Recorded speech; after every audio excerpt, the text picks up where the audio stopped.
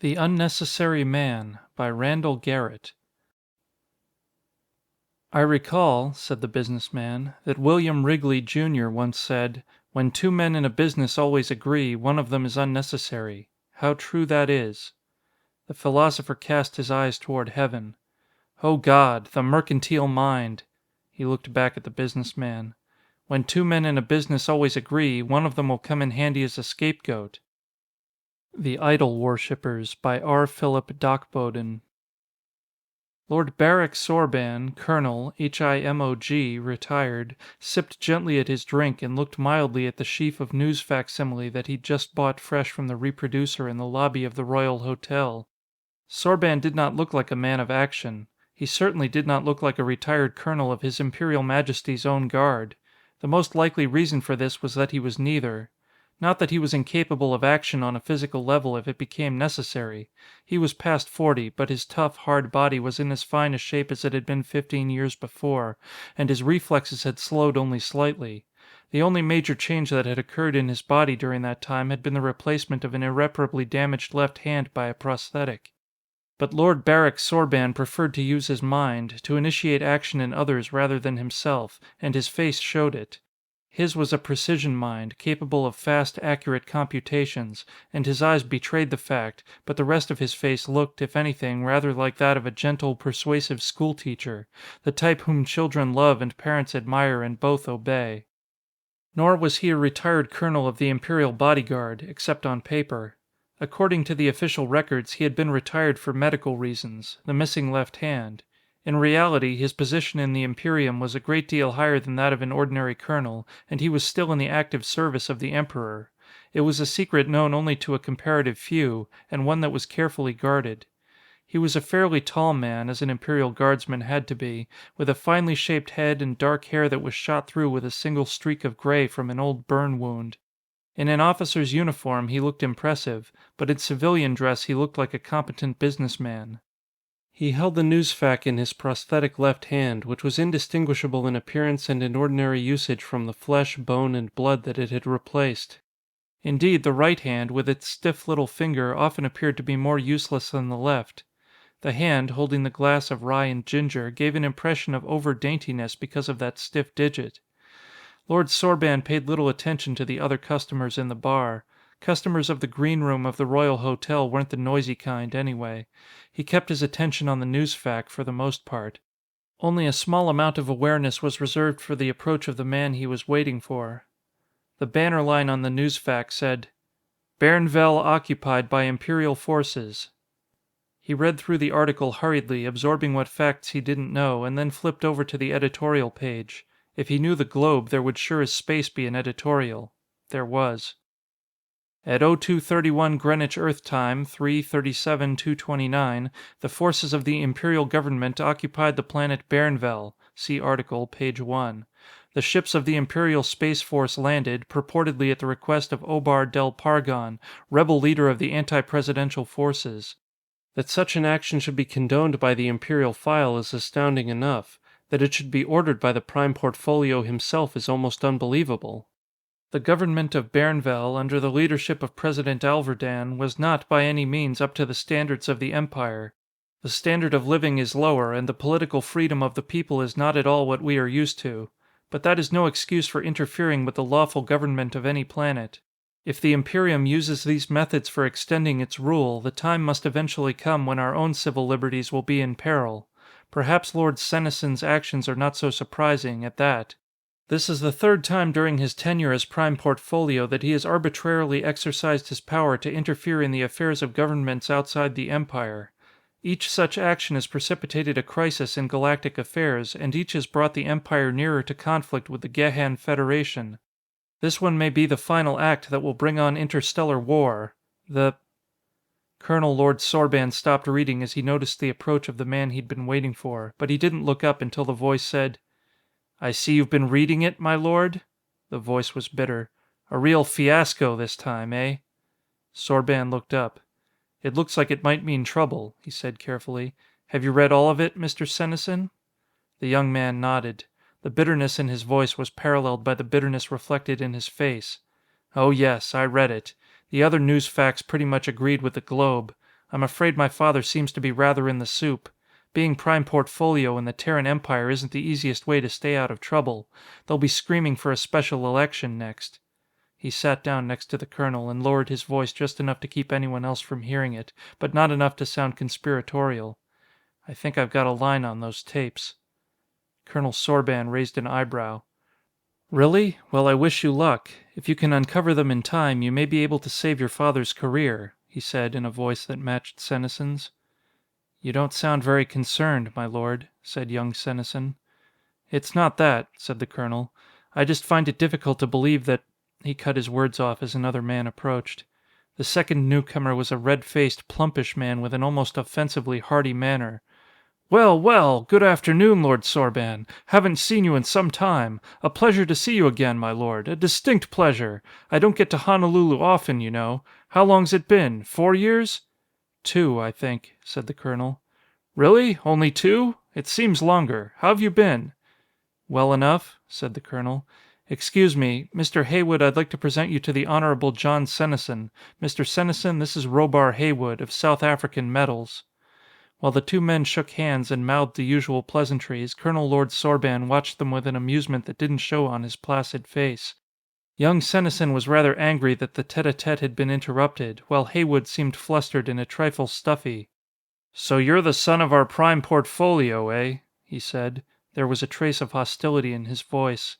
Colonel Sorban saw what was coming and made no effort whatsoever to stop it. Instead, he simply sat there in straight-faced enjoyment. "That's correct, Mr. Heywood," Senesin said, a little stiffly. "I should have known," Heywood said. "You look a great deal like him, although I don't know that I've ever seen your picture in the newsfacs or on the screens." "Dad prefers to keep his family out of the spotlight," said Senesin. "Unless we get publicity for something other than the accidental fact that we happen to be the family of the Prime." "Yes, yes, of course, I see. May I stand the 3 of us a drink?" Senesin and the colonel were agreeable. The drinks were brought. Heywood took a swallow of his and remarked casually, "Do you agree with your father's politics, sir?" "I don't know," Senesin said flatly. Heywood misunderstood completely. "Yes, I suppose it is a bit disappointing. Hard for a man's son to divide his loyalty like that. You can't support his actions, and yet you hesitate to condemn your own father." "You mistake my meaning, Mr. Heywood," young Senesin said sharply. "I said I don't know, because I honestly don't know what my father's politics is anymore." But Heywood only compounded his error. "Of course not. How could you? Since he became Prime, his policies have been erratic and unpredictable, not to say foolish." This is it, thought the colonel, wondering what young Senesin's reaction would be. He didn't have to wonder longer than half a second. "Mr. Heywood," said Senesin, his voice oddly tight under the strain of suppressed emotion, "a person should learn to know what he's talking about before he makes any attempt to talk. If you must talk drivel about my father, I'll thank you not to do it in my presence." And before Heywood could formulate an answer, Senesin turned to the colonel. "If you'll pardon me, my lord, I have another errand to perform. I'll see you at 11. Then he turned and walked out. Heywood stared at his receding back. "Well," he said after a moment, "I guess I spoke out of turn, but he seemed—" He turned back to his drink, shrugged. "Oh well. Tell me, my lord, what do you think of Senesin's policies? How long do you think he'll last in office?" The colonel adroitly avoided the first question by answering the second. "I dare say he won't last long. There'll be a great fuss in the file, and most of his own party will desert him, I think. They hardly have any choice, considering the reaction of the populace to this Bairnvell thing." "And I agree," said Heywood decisively. "We've got no business interfering with the lawful governments of planets and systems outside the Empire. The old days of imperial expansion are over. Why, the way Lord Senesin acts, you'd think Emperor Jarrus the First was on the throne." "Well, not quite," Colonel Lord Sorban said dryly. "I can't imagine any Prime Portfolio in the time of Jarrus the First daring to act on his own initiative." "Exactly," said Heywood, just as though the colonel had agreed with him. "That's why we have a constitutional empire today. One man can't be allowed that much power without the consent of the governed. The people must have a right to depose anyone who abuses the power they give him." He swallowed the remainder of his drink. "Can you imagine what it would be like if the present emperor tried to pull that sort of stuff?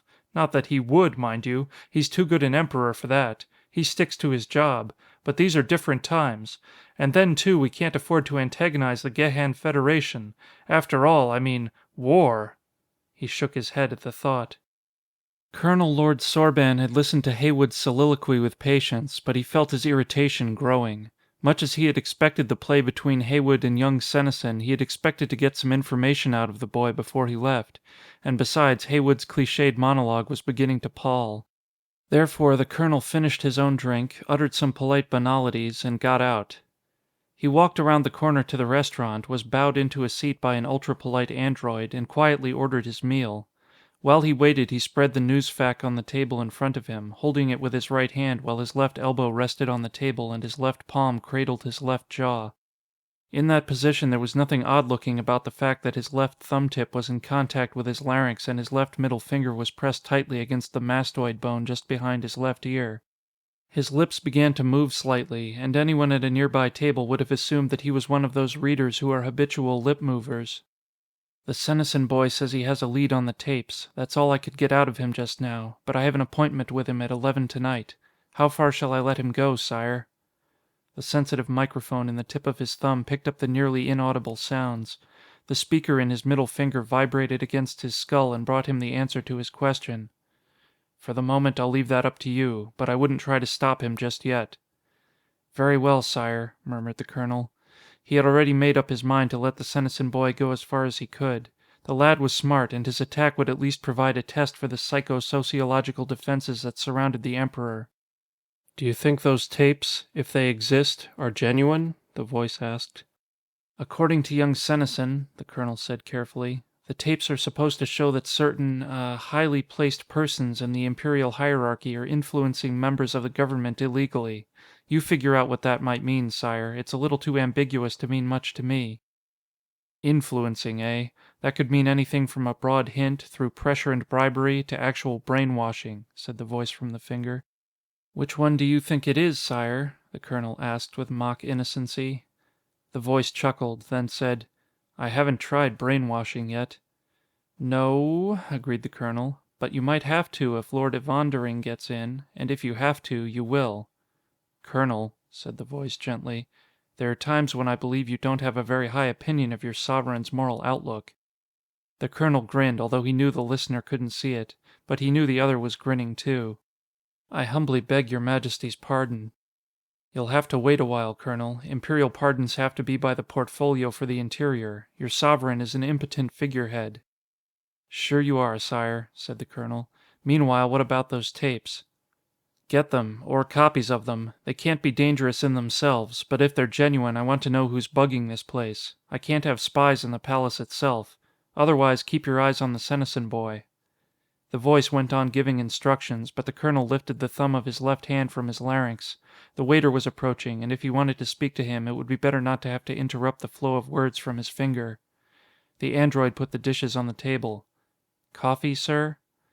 "Yes," said the colonel. "Cream, no sugar, and bring a second cup as soon as I've finished with the first." Only a part of his attention was given to the waiter. The rest was focused on the instructions he was receiving. The instructions kept coming until after the coffee had been brought. Then the voice said, "Any questions?" "No, sire," said the colonel, replacing his thumb. "Very well. I'll be expecting your report sometime between 11 and midnight." The colonel nodded, brought his hand down from the side of his jaw to pick up his fork and begin a concerted attack on his lunch. Hawaii, with its beauty and its perfect climate, had been the obvious choice for the center of the Terran Empire. For centuries before the coming of interstellar travel, the islands had been used to a mixture of tongues and races, and the coming of the Empire had merely added to that mixture. In the 5 centuries since man had begun his explosive spread to the stars, more races had come into being due to the genetic variations and divisions that occurred as small groups of isolated colonists were cut off from Earth and from each other.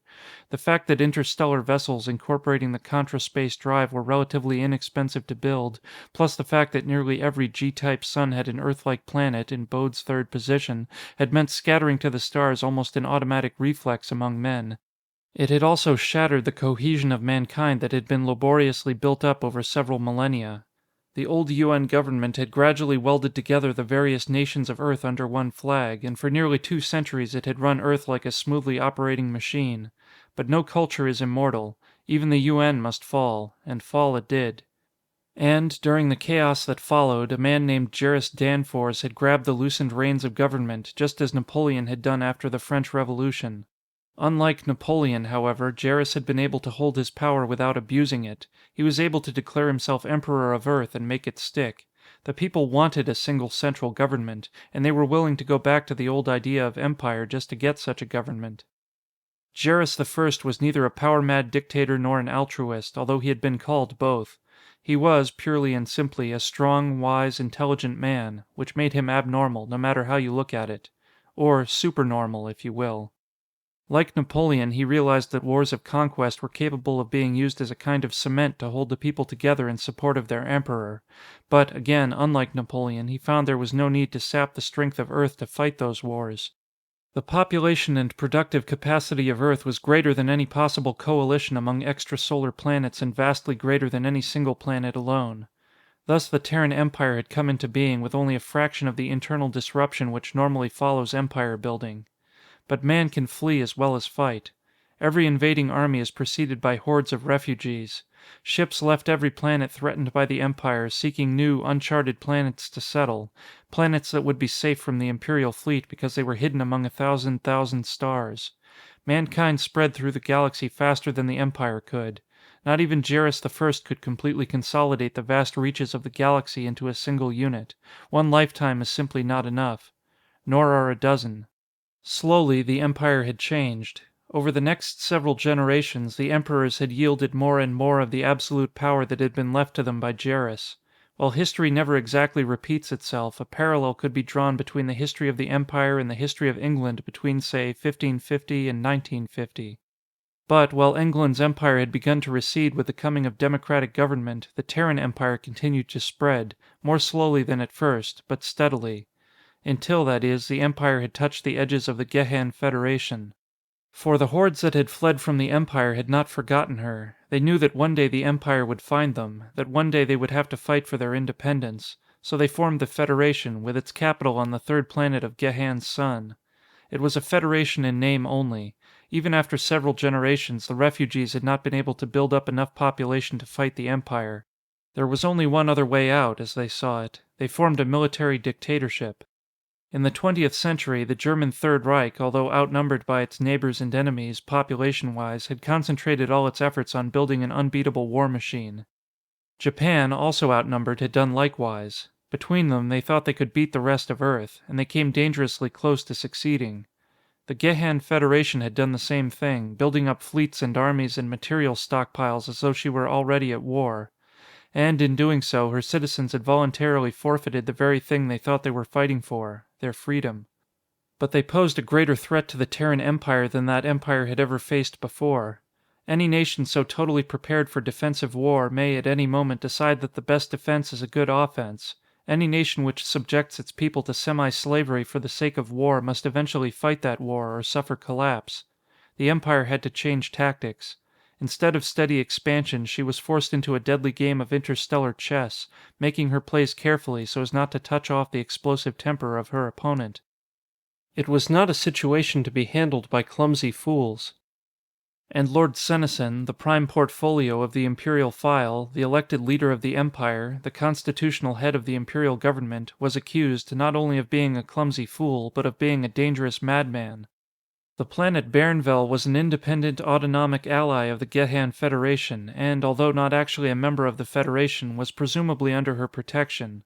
For the Imperial fleet to go to the aid of rebels trying to overthrow Bairnvell's lawful government seemed to be the act of an insane mind. The people of the Empire wouldn't stand for it.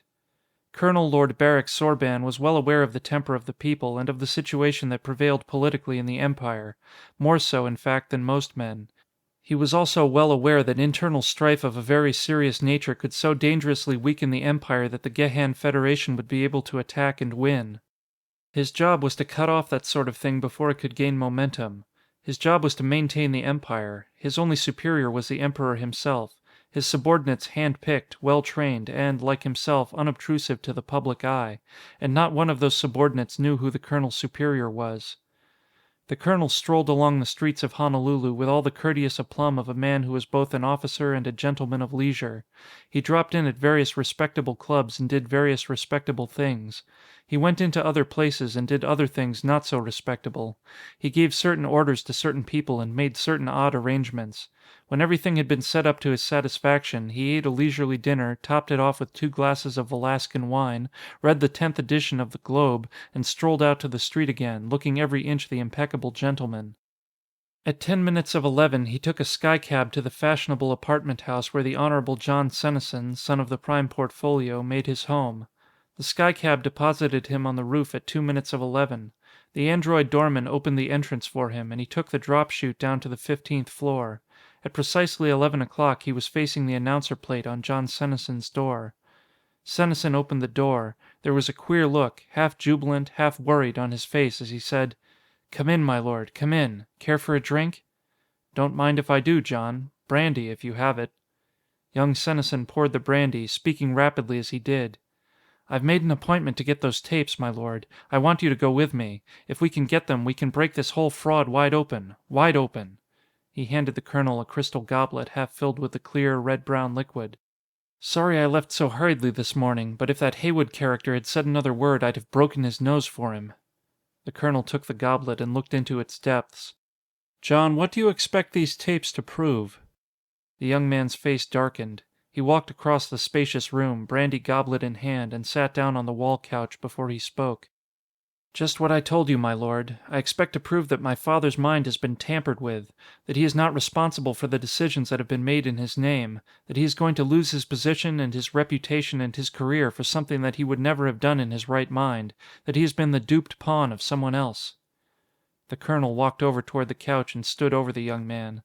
"Someone? You keep referring to someone. Ever since you asked me to help you, you've been mysterious about this someone. Whom do you suspect?" Senesin looked up at the colonel for a long moment before he answered. Then, "I suspect the Emperor himself," he said, half defiantly. The colonel raised his finely drawn brows just a fraction of an inch, as though he hadn't known what the answer would be. "The Emperor? Hannikar IV? Isn't that a little far-fetched?" Senesin shook his head vehemently. "Don't you see? Legally the Emperor is powerless. The throne hasn't had any say-so in the government for over a century, except to sign state papers and such.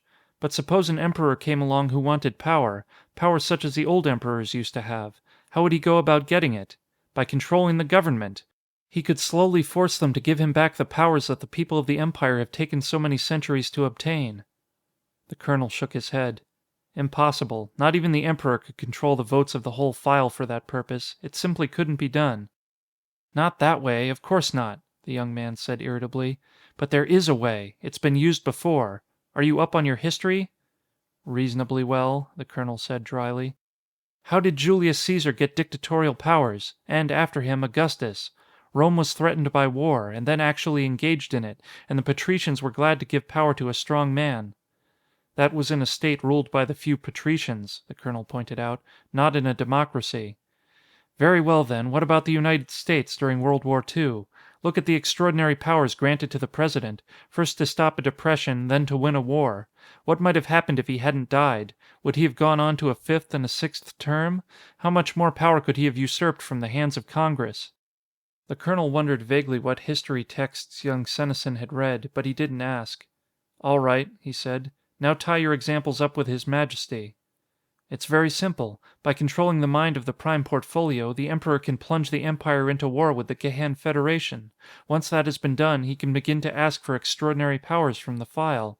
If he has a few key men under his thumb, he can swing the majority of the file any way he wants to. Don't you see that?"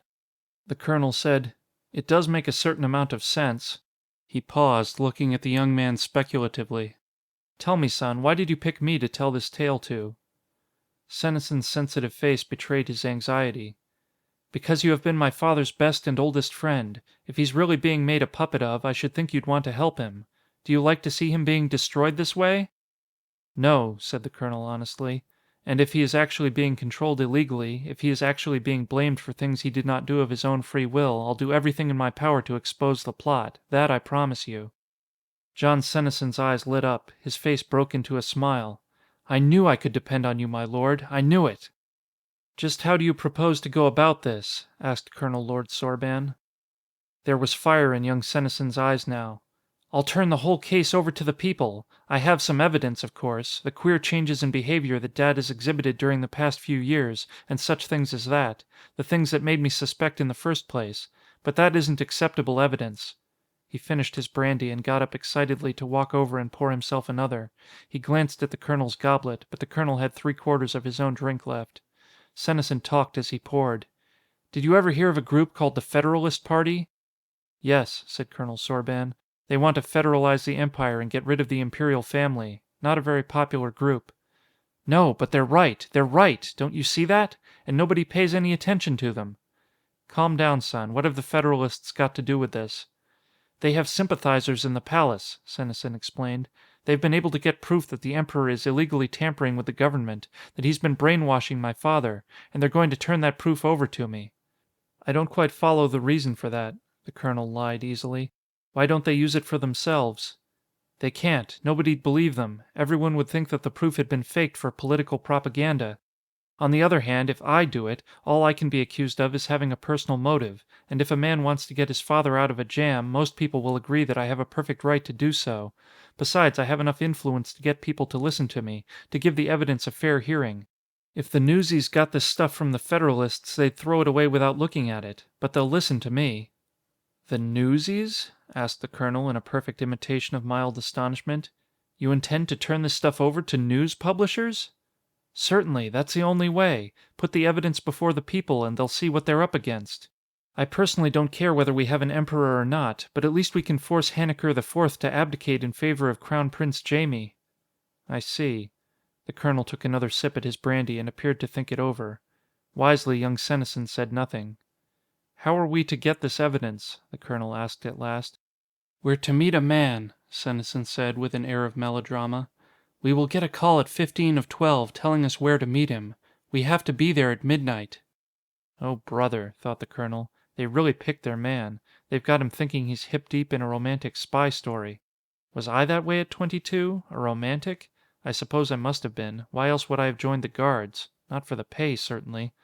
Hell, I guess I'm still a romantic, in a way. Being a secret agent isn't all fun and games, but it has its compensations. Aloud, he said, Very well, son, I'll go with you. Did you tell them there'd be someone accompanying you? I told them I'd have a friend along. I told them it would be you. They said it was all right, that they knew you were a friend of Dad's. They even knew you've been a little bitter at being retired from the guards so young. He looked embarrassed. Pardon me, my lord. That's all right, said the colonel steadily. He managed to give the appearance of a man who was doing his best not to look bitter. You aren't carrying a gun, are you? Senesin asked suddenly. They said we weren't to be armed. They'll probably search us.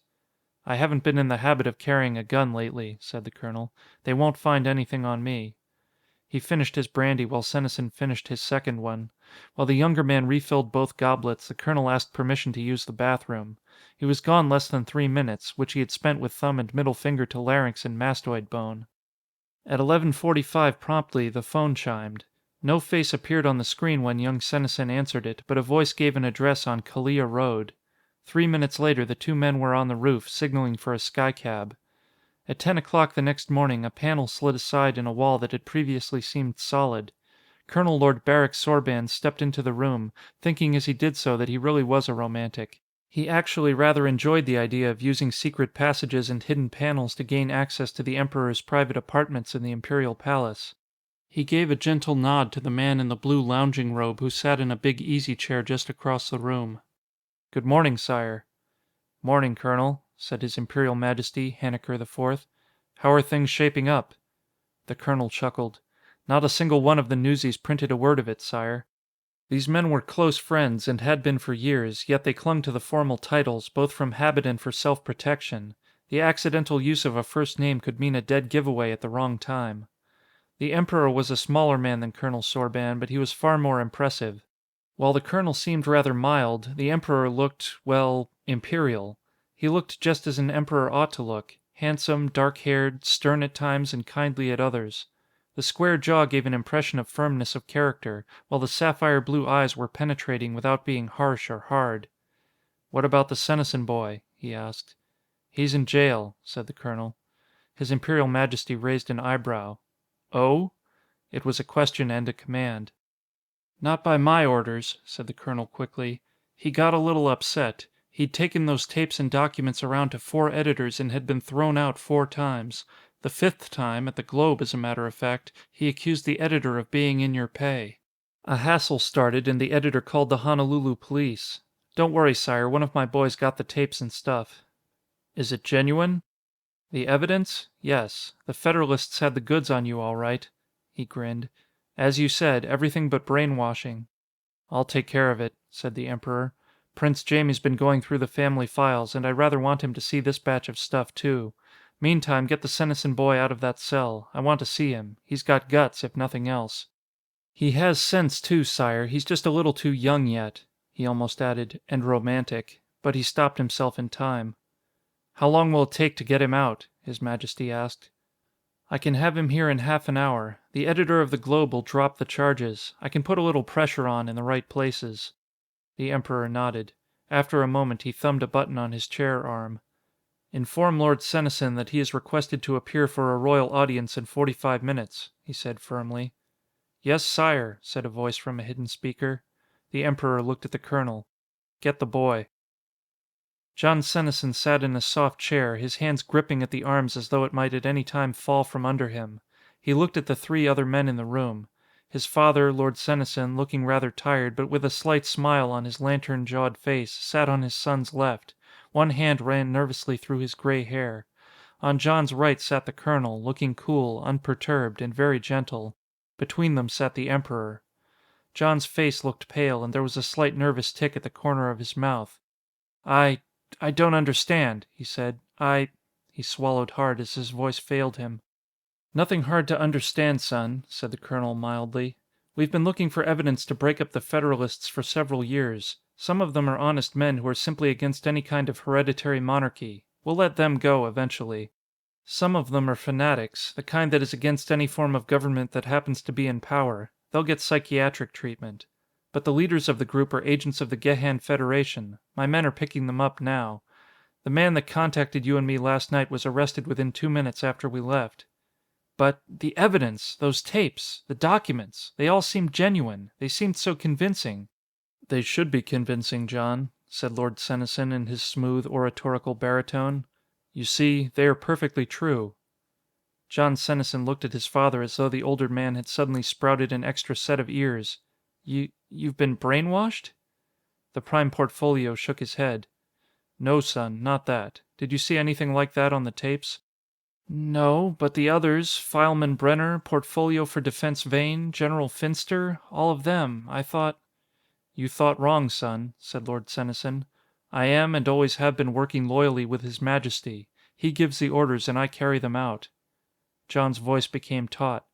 You mean you're helping him? You're trying to get the Empire into a war with the Gehan Federation so that he can become another dictator, like Jairus I? He kept his eyes carefully averted from the Emperor as he spoke. Thus he didn't notice that His Majesty looked at Colonel Sorban with an expression that said, You're right, he does have guts. Lord Senesin said, No, son, I'm not working toward that at all. Neither is His Majesty. There would be no point in it. Then, for the first time, the Emperor spoke. His voice was soft but commanding. Mr. Senesin, let me explain something to you. John Senesin's head jerked around. There was a confused mixture of fear and determination on his face. Mr. Senesin, I no more want war than you do. I am trying to avoid it with every power at my command. I have that duty to my people. But I have another duty, too. A duty not just to the Empire, but to the human race as a whole. And that duty is to establish, not a Terran empire, but a galactic empire. A single, consolidated government for every planet in the galaxy. Man can't go on this way, divided, split up, warring with himself. Man can't live in isolation, cut off from other worlds, other types of societies. We can't have a part of the human race living in constant fear of another part. We can't allow the conditions that exist at this moment in the Gehan Federation.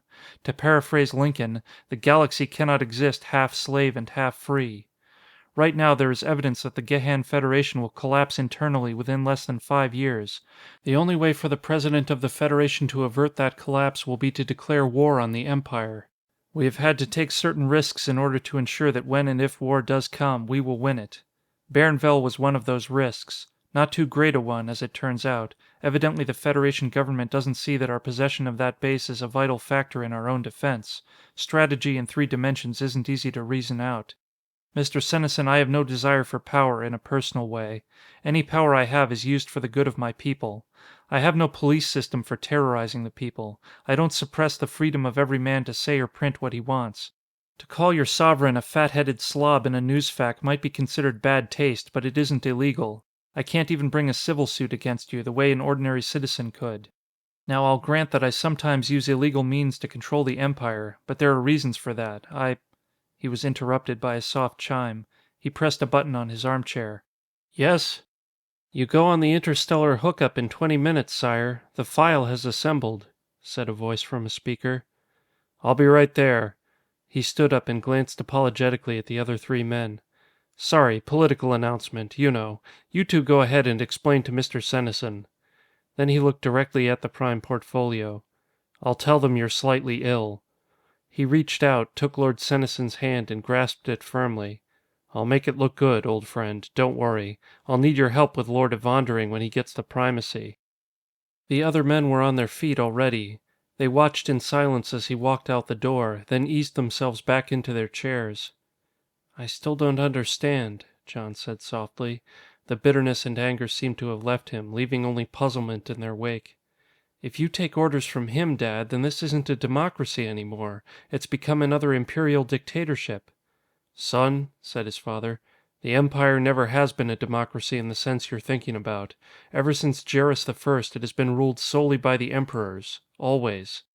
The imperial family is a special breed, son. It's a genetic strain in which the quality of wise leadership is dominant. It's a quality that's more than just intelligence. Wisdom is the ability to make correct judgments, not only for one's self, but for others. But Dad, there was almost a wail in the boy's voice, that makes the whole democratic system in the Empire a farce. It's totally unnecessary. You're unnecessary. He could run everything by himself. Lord Senesin started to say something, but Colonel Sorban interrupted. No, you young fool, he is not unnecessary. He is, in a very real sense, the Emperor's shield. Our emperors have always given the people of the Empire the kind of government they need, not the kind of government they want. There are certain things that must be done, whether the people like those things or not. How long do you think the Empire would last without the imperial line to guide it? Not 10 years. The thing is too big, too vast for any ordinary man to handle the job. The voters are perfectly capable of electing a man to the primacy on the strength of his likable personality alone. Look at Lord Evandering. A hell of a pleasant guy, without a glimmering of real wisdom. When the people don't like the things the government does, they throw it out, even if the thing done was actually for the best. The people demand a new government. We can't allow them to throw the Emperor out, so we need a scapegoat. This time it happened to be your father here. He happened to be prime at a crucial time, and he had to give orders that made him unpopular, so he'll have to get out and let the loyal opposition take over, but the Emperor will go right on running things. Your father is far from unnecessary, son. He's a hero, damn it, and you'd better remember that. He's taking the rap for another man because he knows that he is expendable and the other man isn't. Oh, your father could probably ride this thing out and stay in the primacy for a couple more years, but this mess with the Federation is going to get a lot stickier than it is now. The Emperor is going to have to do things that the people will hate even worse, and we might as well let that fool Evandering take the rap. He'll look so bad by the time he leaves the primacy that everyone will be screaming for your father back again to clean up the mess. John Senesin still looked dazed. But if that's the case, why allow the people to vote at all? Because that's the only way you can keep an empire stable. As long as the average man feels he has a voice in his government, he's forced to admit that any failures are partly his own fault. Nobody rebels against a government he can vote against. As long as he has ballots, he won't use bullets. Lord Senesin said, I know it's a shock coming this way, but look at it right, son. I am, said John slowly. At least, I think I am, but it doesn't really seem right. Not yet. He looked at the colonel. One thing I don't understand, my lord. Why did you let me take all that evidence around to the newsies? And why are you telling me all this now? I'm still not fully convinced. Aren't you afraid I'll tell the whole story? But it was his father who answered. You tried that, son. It didn't work, did it? No, but why? Why wouldn't they believe me, even when I had all that evidence? Because they don't want to believe you, said the colonel. Ever hear of a father image? The Emperor is a symbol, John. He's not a human being in the eyes of the average man. He's the kind All-Father, the godlike being who dispenses mercy, but not justice. Haven't you ever noticed that orders of judgment against criminals are signed only by the courts and by the portfolio of the interior, but pardons and paroles are signed by the Emperor? It may not sound ethical to you, but that's the way the Emperor has to operate. He takes credit for all the nice things he does and lets others take the blame for anything that's distasteful. You could blat it around all over 50 star systems that the Emperor was a louse, and all you'd get is a poke in the eye for your troubles.